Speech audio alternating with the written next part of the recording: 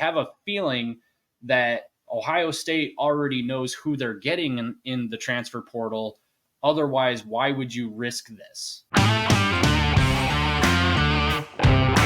First up, we've got Penn State, Illinois. We're going to go through each of the games. Well, we got 3 games. First up, Penn State, Illinois. We got 5 minutes for each game. Looking for some bigger prey. They're hungry for that bigger win, and this could be it. If they can take down Penn State. I said, nevertheless. Why did I say I said? The former 3rd string, now 2nd string quarterback. And people on Twitter are talking. Should he be the starter now?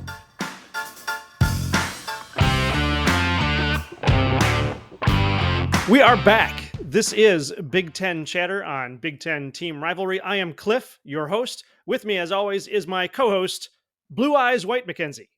His attack is only 50, but his defense is well over 3,000. How's it going, Mac? I cannot believe you just made a Yu-Gi-Oh! Reference. It makes me incredibly happy and uncomfortable all at the same time. That's a classic. Remember we had that one when we had the pool in the backyard? And we were all pale.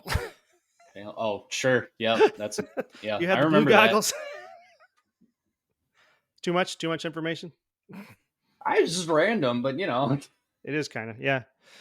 Thank you to everybody for joining us and sharing our love for football. I'm sorry I'm pointing at you. It's what I do when I get nervous at the beginning of the show. I mellow out somewhere about a minute before the show is over. Thank you for sharing our love for football and being on Team Rivalry and for subscribing. We've got a bunch of new subscribers now. Great to have you guys with us. I hope you enjoyed the show. I don't know if subscribing helps anybody else, but it does make us feel good. So thank you for that. Today, we're going to talk about the transfer portal because the transfer portal is all the news today. We've got a lot of players jumping ship now that the seasons are over. Well, actually, the season is over for a lot of teams. The regular season is over. I know what I'm talking about. Yes, you do. Do I? I don't know. Wait, yes. Yes. It's all right. So the regular season has come to a close. The championship games are over. We're heading into bowl season. And the transfer portal opened today, right? Yes. Yeah, it's open today, and then it's open for 30 days. Is it 30 days or a month? I think it's 30 days.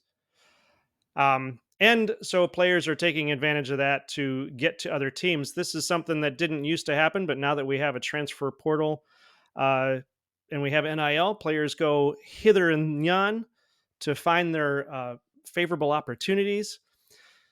In particular, we wanted to talk about Ohio State.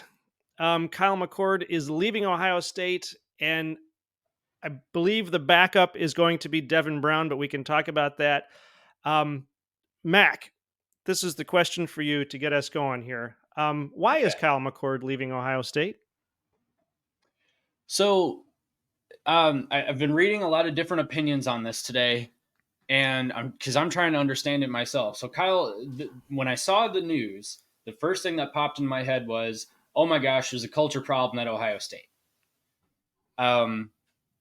Because they were probably, like, all season long, he's been putting up really great numbers. I mean, obviously, like, Ohio State is known for their quarterback play. They have amazing quarterbacks that have come through there through the years. And Kyle McCord, for as well as he played throughout the season, because, let's be honest, if Kyle McCord had that type of season anywhere else, apart from maybe a select few SEC schools or 2 in particular, they would love it. They would be, oh my gosh, this guy is amazing. This guy is one of the best quarterbacks ever, at least at our school. But at Ohio State, that type of thing doesn't cut it. And throughout the season, Kyle McCord got a ton of crap from his own fan base. He got a ton of crap from other fan bases too. A lot of Michigan fans were calling him Honda McCord. I hadn't heard that one. That's awful. Don't make fun of the kids. That hurts, but it's kind of funny, so whatever. It is kind of funny. Poor I guy. feel bad for him. Jeez. My whole thing throughout the season is that he's a good quarterback. Like, even if he's not playing as great as like a CJ Stroud or a Justin Fields, he doesn't have the running ability that they had. He got injured midway through the season, a little bit later in the season, so he had a bad ankle throughout the rest of the games, and he would still put up over 3,000 yards passing in the season. and took the team 11-1. Like, road game against Notre Dame. As much as I wanted to knock that win because Notre Dame's not who we thought they were, still a good win. Like, we'll give it to them. Penn Sure. State, solid win. We'll give it to them. Everybody else they played, good job. You won 11 games. That's huge. That's really, really good. The problem is that they lost the one game that every Ohio State fan cares about. And you can't discount that, but you also got to look at the bigger picture and say, like, okay, you guys had a really good season, but Ohio State fans gave them a ton of crap for that. Now, my thought was when I saw the news, oh my gosh, Ohio State fans gave him so much crap that he just wanted out.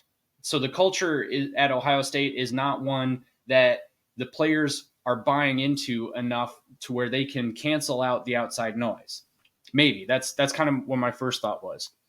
And then I hop on Twitter or X, and I saw somebody somebody had reported, and then I think later on it was kind of confirmed-ish that Ryan Day had a conversation with Kyle McCord over the weekend, and he said, "Look, Kyle McCord had asked him for kind of a guarantee as to whether or not he'd have the starting position in 2024. I don't think he asked specifically, like, can you guarantee me that you're going to start me? Like, I think what he was more asking was, does he have the edge he thinks he is, given the fact that he's got the experience now? And Ryan Day said, look, we are going to bring in a transfer quarterback. I'm not going to make any promises, but I'd really like it if you stuck around and battled this out. So the report was that Ryan Day asked him to stay and have the QB battle so that he can prove it. And Kyle McCord obviously said no. Right. So don't know where he's going to just yet, but that seems to be, I think that's the prevailing narrative, is that's why Kyle McCord is leaving, is because Ryan Day is probably bringing in a transfer portal quarterback. I have a feeling, and Bud Elliott or somebody from the Cover 3 podcast brought this up, and I thought it was a really good point. I have a feeling that Ohio State already knows who they're getting in the transfer portal. Otherwise, why would you risk this? Right.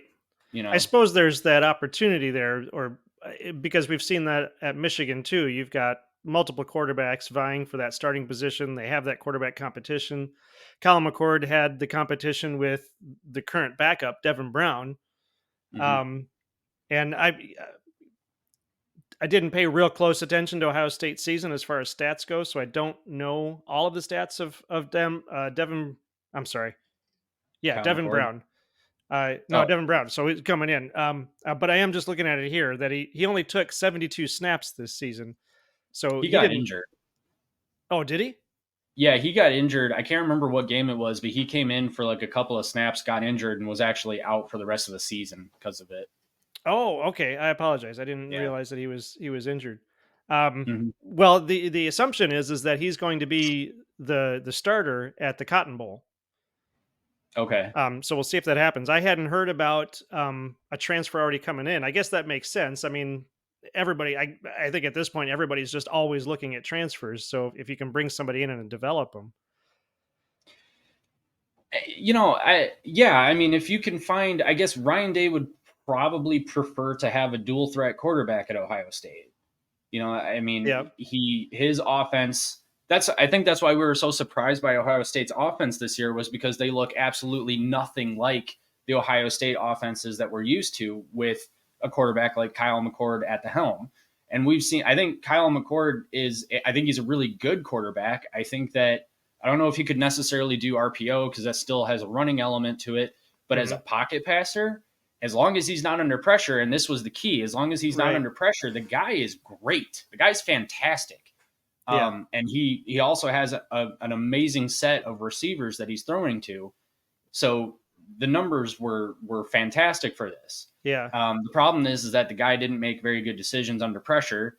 His O-line, I mean, we talked all season long about the O-line being an issue, and that ended up being the story against Michigan. Well, it just seems so odd though, because yeah, you're right. I remember that they're talking about that Cal McCord can't handle pressure. He has far better stats when he's not under pressure than when he is under pressure. And again, I don't want to knock Cal McCord because obviously he plays far better than I do, which is not saying much. But at the same time, for a quarterback on a team, especially like Ohio State, and when you're playing at that level, I mean, all quarterbacks are under pressure. Hmm. An Ohio State quarterback is going to be under extreme pressure because theoretically they're going to play the better teams. I mean, if they had made it to the playoffs, they're not playing the Big Ten anymore. And at that point, if Kyle McCord can't handle the pressure, I mean, they would have been humiliated.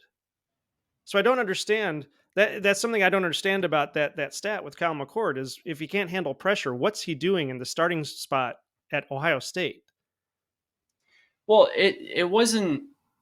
I mean, it's not pressure in the sense that it's the emotional impact of the No, no, no, moment. no. I get It's that, but still, I yeah, mean, they're going to get pressure on him. No O yeah, line is good enough to keep their quarterback safe at all times. It just doesn't happen. You right. have to be prepared for the pressure. But the problem was is that Ohio State's O line was noticeably worse this year than in past years. Hmm. So I guess my thing is that okay, so you've already got a quarterback that isn't your traditional, isn't good for the system that you want to run. Why'd you recruit him then? Okay, but then you brought him in and actually things worked out pretty good. You won 11 games, most of them convincingly. Hmm. So that worked out pretty well too. And I know we're going to wrap up here in a second, but the overall thing that you need to understand with Kyle McCord is that if he that interception that he threw was because he was under pressure. Why was he under pressure? Because Ohio State's O line let the pressure through. Hmm. Now I'm not going to give the O line a ton of crap because obviously they play better than we do, as we keep saying about these players. But if there was a weakness on the offense that kept them from achieving everything they wanted to, it was the O line. And even with the O line being the issue that it was, with Kyle McCord making the mistakes that he did, they still won 11 games. They were this close to a playoff spot in the Big Ten championship. Right. Like, yeah, so that's why I initially thought there was a culture issue, and then there was another report saying that maybe Ryan Day is shopping himself out to NFL teams, and the players know that, and that's why I think you've got 7 Buckeyes in the let's see, 1, 2, 3, 4, 5, 6, 7, 8, 9, 10 Buckeyes in the transfer portal. 8 of those were announced today alone. Yeah. So yeah, real quick, I just want to say the Julian Fleming announcement was very surprising. I'm not really sure what's going on with that specifically because you're talking about a wide receiver, which is another position that Ohio State is very much known for developing very well. Hmm. So if you've got a wide receiver Buckeye Fett said that he'd battled a whole bunch of issues, like he had injuries, but he always gave his all for the school. Maybe the writing was on the wall because they've got a lot of talented young guys coming up. I don't really know, but if you're a wide receiver and you're transferring out of Ohio State, something just kind of feels a little off about that. And that's all I'm going to say. Right. Right. And when it comes to college football, I mean, you need those seniors on the team. You Hmm. need that experience because there's so much turnover. Without that experience that experience on the team, your freshmen and your sophomores are going to be lost.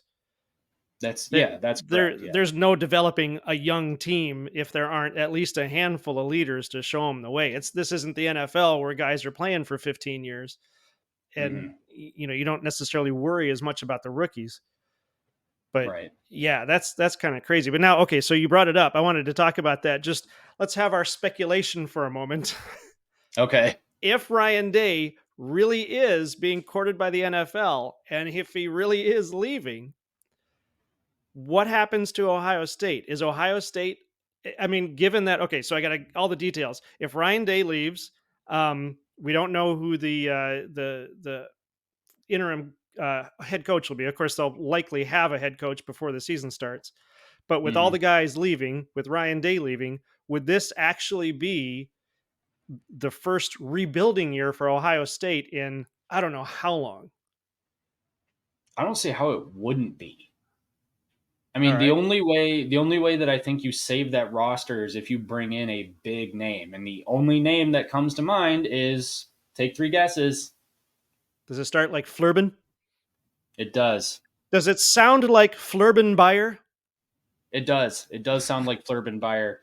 I mean, maybe there's something to be said for Luke Fickle, but he just started at Yeah. Wisconsin, so who knows if he'd actually go. That would be intriguing to Right. me because we've seen that before. Like coaches jump ship after a year. Sure, that's happened. Oh yeah. That happened to Penn State with Bill O'Brien. Yeah.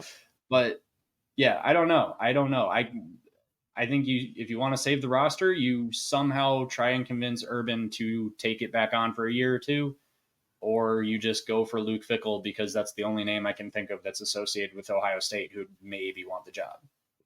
Well, and as we said in our first class video or freshman class video, he loves Ohio State. He That's where does. born and raised alumni, former a head coach. He would love to be back Mhm. there and get a second shot at that team, I think. He would.